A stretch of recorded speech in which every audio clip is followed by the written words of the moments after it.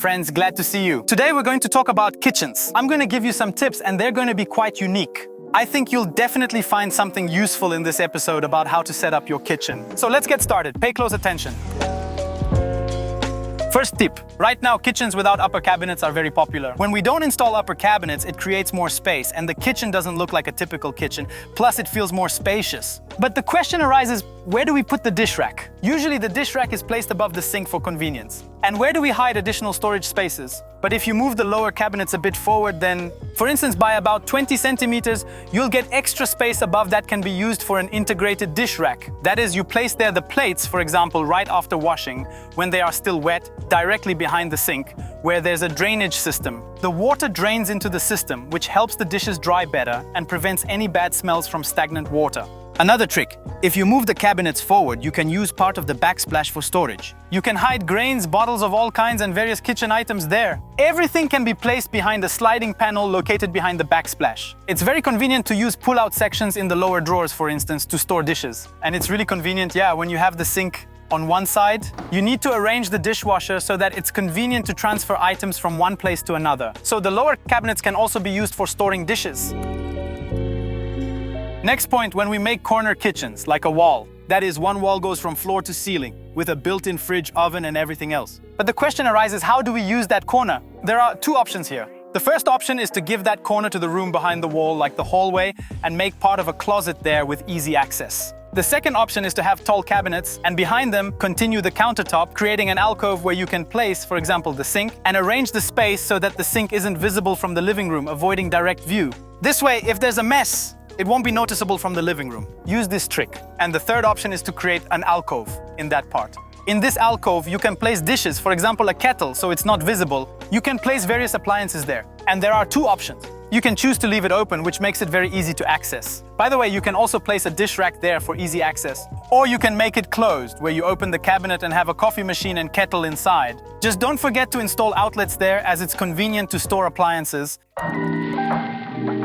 In today's world, spaces are designed to be multifunctional. We combine the kitchen with the living room, the kitchen with the dining room, and other functions. And we want the kitchen to be out of sight, so kitchens are often hidden. How do you hide the kitchen? You can place it behind facades, so you open the facades and there's the kitchen. You can hide only part of the kitchen, for example, where the appliances are. So they aren't on the countertop, you can hide the appliances behind facades. Use this trick, it's very convenient because, for example, after eating, if you don't want to wash the dishes right away, you will have a place to put the plates and a place to store some grains. You place everything on the countertop, close the facades, and nothing is visible. Keep in mind that this isn't a budget-friendly solution, and doors that go into alcoves and sliding doors require mechanisms, and these mechanisms aren't cheap.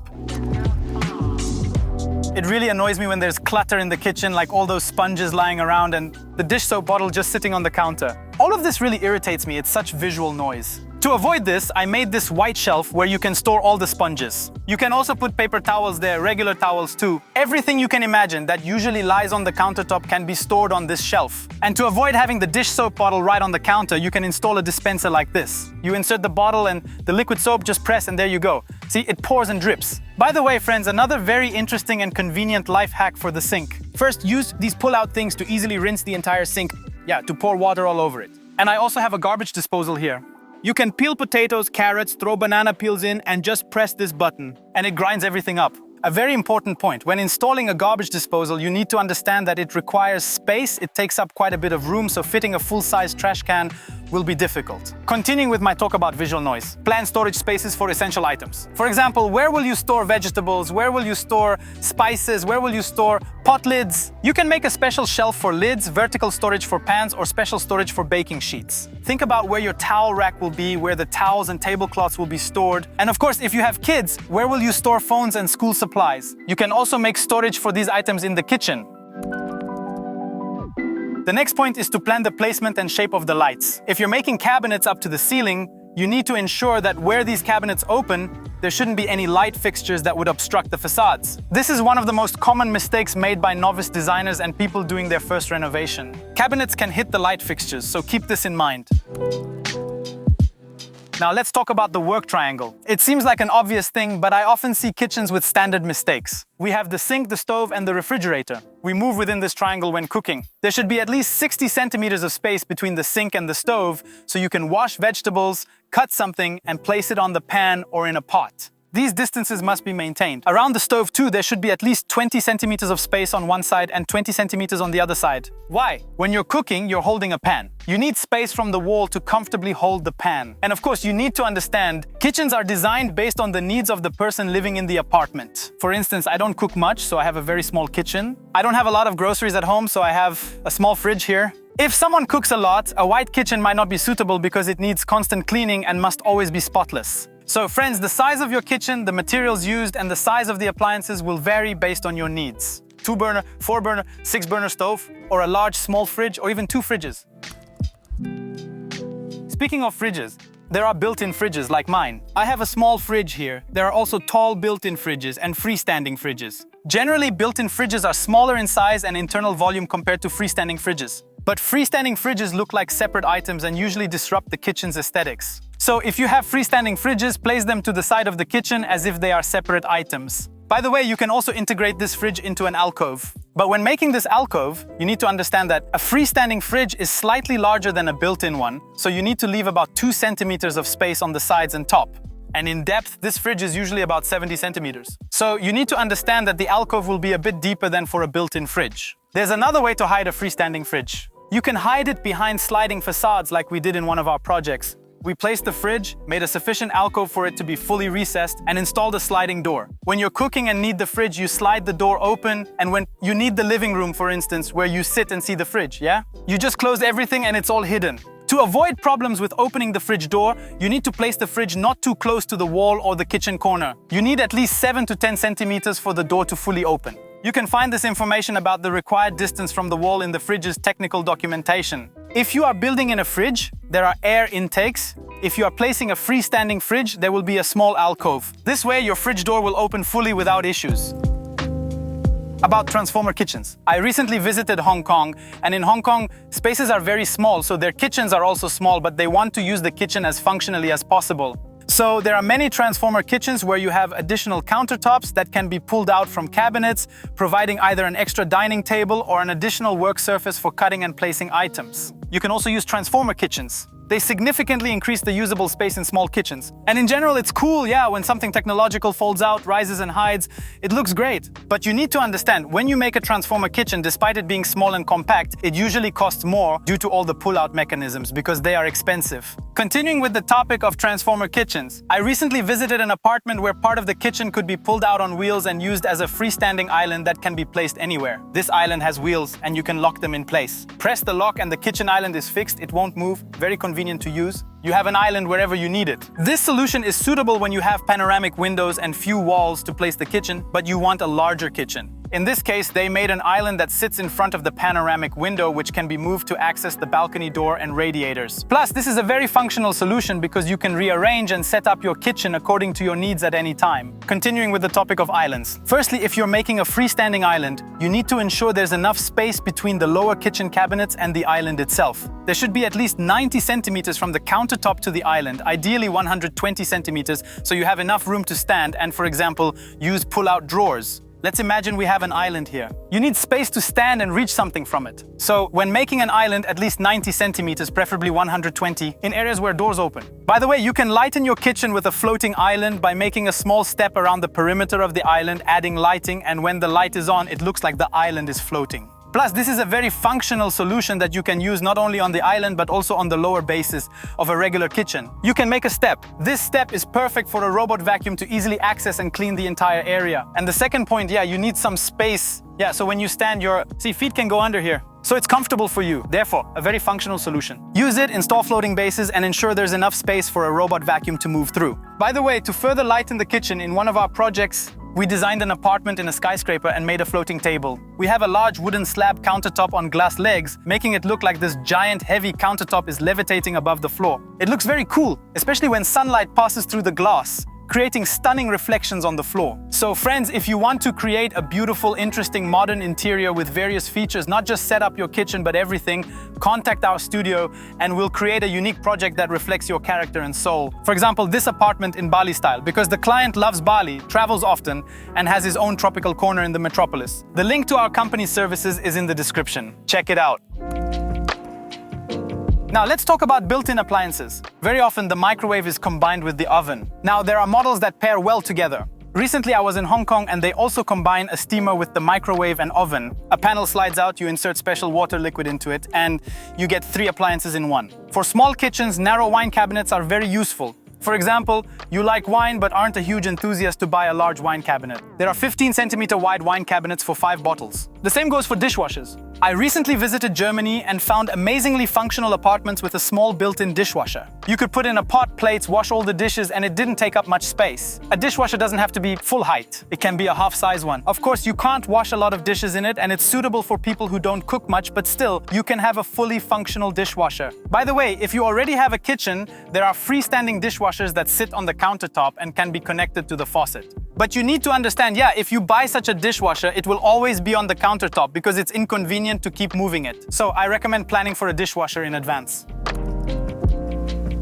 Now let's talk about freestanding appliances. They need to be placed somewhere, and usually they clutter the countertop, which isn't very convenient, so people often make pull-out drawers to integrate the appliances. You can pull out these appliances and even use them if you install an outlet in the pull-out drawer. For example, place a food processor or a juicer there. You just pull it out, it's already plugged in, put in your fruits or whatever, do your thing and push it back in. Very convenient. Or you can hide it behind facades that lift up or slide away. Or you can hide it behind concealed doors. If you can't hide freestanding appliances, use appliances in a unified style. For example, I really like chrome appliances. Buy appliances from the same brand because if they are on the countertop from the same brand, usually one brand has a consistent design, so the kettle and food processor will match each other. So buy appliances from the same brand and in the same color scheme, ideally from the same collection. It will look better on the countertop.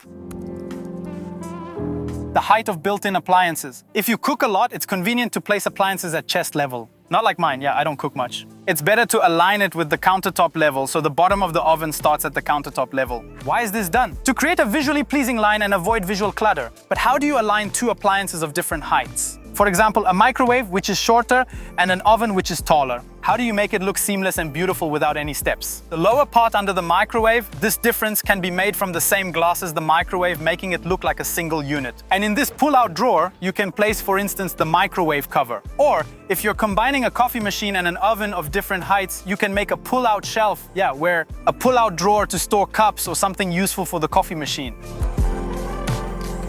Outlets, friends. When it comes to outlets visible above the countertop, usually there are 2 outlets on each side in empty spaces. This isn't quite right. I'll explain why. Outlets should be placed where your appliances will be. For example, I have a kettle here and there's an outlet right behind it. And you see, appliances have a feature at the bottom where the cords can be wound up.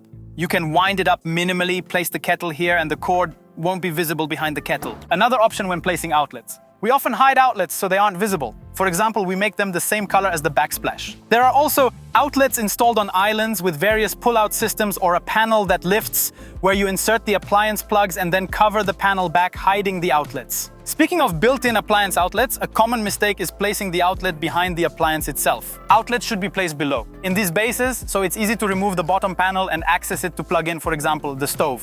Or here I have a dishwasher. Placing the outlet behind the dishwasher makes it hard to reach. And there's no space below, right? You see, the dishwasher occupies all this space, including below. So outlets for dishwashers and washing machines should be placed on the side. It's convenient to place these outlets, for example, here in this base. And of course, the standard mistakes. If you're planning to use an appliance inside a cabinet, you definitely need an outlet there. And of course, every appliance, hood, and lighting needs an outlet or an electrical connection. So when designing your kitchen, don't forget to consider where your appliances will be on the countertop, where the dishwasher and washing machine will be, and where to place outlets for them. And of course, don't forget outlets for hoods and everything else. That's it, we're done with outlets. It's an obvious thing, but very important. There are always mistakes with outlets.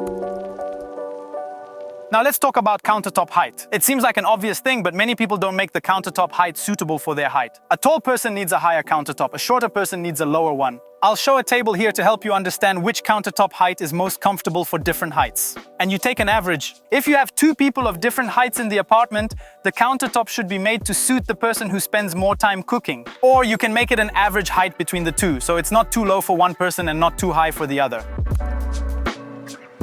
When designing a kitchen, people often don't think about our pets. So pet bowls end up in the middle of the kitchen in plain sight. To avoid this, place the bowls so they aren't visible from the main viewing area of the kitchen. You need to plan for this in advance. For example, you can place the bowls at the end of the island, like in this picture. You can even make built-in bowls at the end of the island and run water there for your pets. So, take care of your pets in advance and you'll have a tidy home and the kitchen will be free of visual clutter.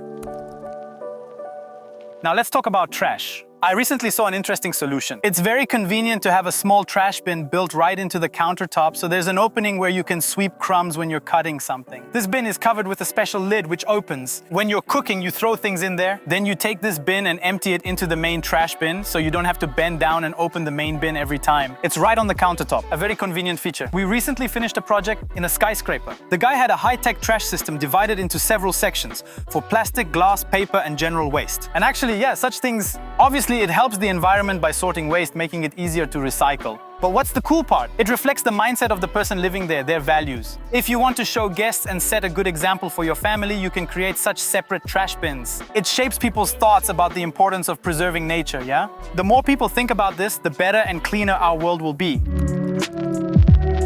To keep the kitchen always clean and free of fingerprints, we use this trick. We make a niche in the upper cabinets. This niche is 2 by 2 centimeters, just enough for your fingers to fit in and open the cabinet without leaving fingerprints. Because you might be cooking, and your hands could be dirty. This way you open it, everything stays neat and clean. The same goes for the lower cabinets, yeah? Integrated handles or niches are made. Fingerprints stay on the inside and they aren't visible. Friends, I hope you enjoyed this video. If you did, share in the comments what you liked about it. Give us a like, it's important for us to get feedback and for YouTube algorithms to keep showing this video to others. That's all, hugs to everyone, I hope it was helpful. Bye bye.